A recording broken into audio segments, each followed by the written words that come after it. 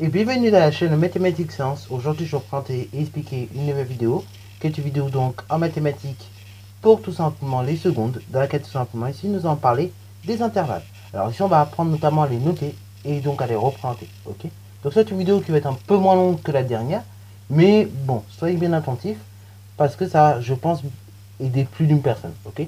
Voilà, alors pour ceux qui seraient un peu perdus avec les intervalles, qui se disent comment on note tel intervalle, comment ça marche, etc., etc., je vous renvoie, je suis désolé, mais il faut vraiment que vous soyez au point là-dessus.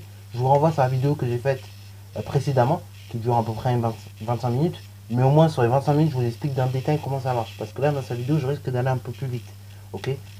Parce que oui, là, on a vu comment ça marche, donc dans ce cas-là, on va voir une petite application, ok?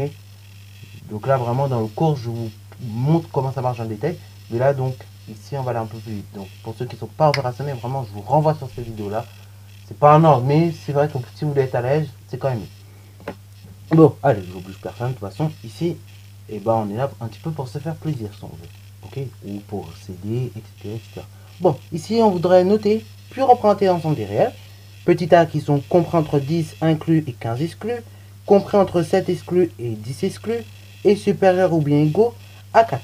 Ok. Donc déjà, on va juste les noter. Et après, dans le second temps, on va les représenter. Ok. Donc, je vous laisse mettre la vidéo en pause pour le faire. Puis ensuite, nous allons simplement corriger. Sur ce, donc, correction. Alors, du coup, pour la première intervalle, donc, les nombres compris entre 10 exclus et 15 inclus, enfin 15 exclus, pardon, donc 10 inclus et 15 exclus, on va noter ça de la manière suivante. Donc, c'est l'intervalle ouverte. Donc, on fait un crochet d'abord fermé, puisque 10 il est inclus donc dans mon intervalle. On note 10, point virgule, on va noter 15. Comme 15 est exclu de mon intervalle, dans ce cas-là, je fais un crochet ouvert, c'est-à-dire donc qui n'est pas orienté dans le sens des lettres. Donc, ceci, l'intervalle 10-15, ok, avec 10 est inclus et 15 exclus, se note ainsi. Alors, deuxième intervalle, l'ensemble des réels comprend entre 7 exclus et 10 exclus. C'est l'intervalle ouverte suivante, c'est-à-dire donc 7, point virgule, 10. Ok, et là mes deux crochets, ils sont tout simplement dans le sens contraire de mes chiffres, puisqu'en effet, 7 et 10 n'appartiennent pas à l'intervalle. Ok, ils sont exclus de cet intervalle. Les valeurs supérieures à 7 vont être dans l'intervalle, les valeurs inférieures à 10 vont être dans l'intervalle, mais 7 et 10 ne vont pas appartenir à cet intervalle. Et enfin, troisième des choses, les nombres supérieurs ou bien égaux à 4, comment on note ça? Et s'ils sont supérieurs ou bien égaux à 4, ça veut dire qu'ils vont pouvoir valoir 4. Mais ça veut dire qu'ils vont également valoir 5, valoir 6, valoir 7, etc., etc. Ça va monter jusqu'à plus infini. Ok. Dans ce cas-là, c'est l'intervalle ouverte. Donc là, je fais un crochet fermé. Pourquoi? Parce que 4, il est dans l'intervalle. Je note 4, point virgule, plus infini. Regardez comment on le fait. C'est un espèce de 8, mais en fait allongé. Et après, je ferme mon intervalle, comme ceci, avec un crochet ouvert, orienté, donc dans le sens contraire de mes chiffres et mes lettres. Voilà, alors je les ai notés. Maintenant, on va tout simplement les représenter. Alors, on va les représenter, et donc on va d'abord représenter l'intervalle 10-15, ok? Donc c'est parti, mon kiki, je vais tracer une petite droite graduée. Donc là, j'ai placé 10. Maintenant, donc nous allons tout simplement placer 15. Donc, on va dire que c'est à peu près un carreau et demi, hein. Voilà, voilà. Donc là, on a un carreau et demi. Ensuite, on va mettre donc 12. On va mettre donc ici 13. Ici 14. Ici, donc on va mettre 15.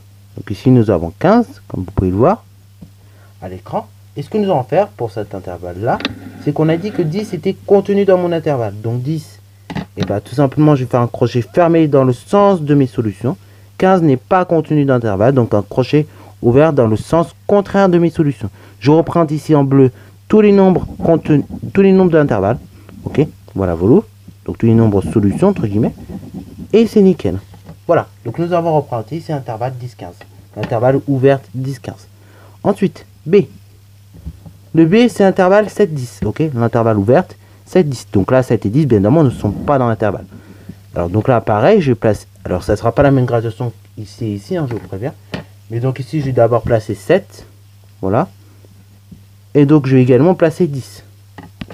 Donc 10, je vais le placer 6 carreaux plus tard, ici. Ok. Donc, on a dit que 7 et 10 n'étaient pas contenus dans l'intervalle. Donc, je fais des crochets ouverts orienter dans le sens contraire de mes solutions, comme ceci.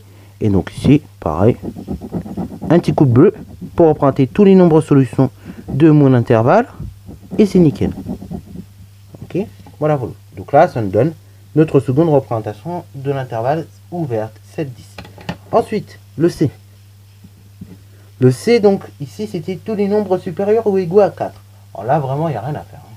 Il n'y a rien à faire. Franchement, les flemmards comme moi, là, on se reconnaîtra derrière nos écrans. Il n'y a rien à faire. On a dit supérieur ou bien égaux à 4. Donc vraiment, là, il n'y a rien à faire. C'est très simple. On fait de la consigne. Vous faites un axe gradué. Voilà. Vous n'avez même pas, en plus, vous n'avez même pas besoin de penser aux graduations. Sauf si on vous demande de placer des nombres par la suite. Mais sinon, dans le cas contraire, on n'a pas à penser aux graduations. Donc on met 4. On a dit qu'ils étaient supérieurs ou bien égaux à 4. Donc là, le nombre 4 est compris dans mon intervalle. Et comme ils sont supérieurs ou bien égaux à 4, et bien dans ce cas-là, ils vont tous s'orienter vers la droite. C'est-à-dire, donc, ils vont tous être orientés vers plus infini. Vers le sens, en fait, de ma flèche, vers la droite. Donc, dans ce cas-là, je représente en bleu toutes les solutions. Et là, vous voyez que, franchement, pour les flemmards comme moi, qui se reconnaîtront, je pense, derrière les écrans, et ben, ils sont bien. Et voilà. Pour les C, vraiment, il n'y avait rien à faire. Voilà, sur ce, ça fin cette petite vidéo. J'espère qu'elle t'a plu. Si c'est le cas, n'hésite d'ailleurs pas à la liker, à commenter. Et bonne reste à toi en mathématiques et en sciences.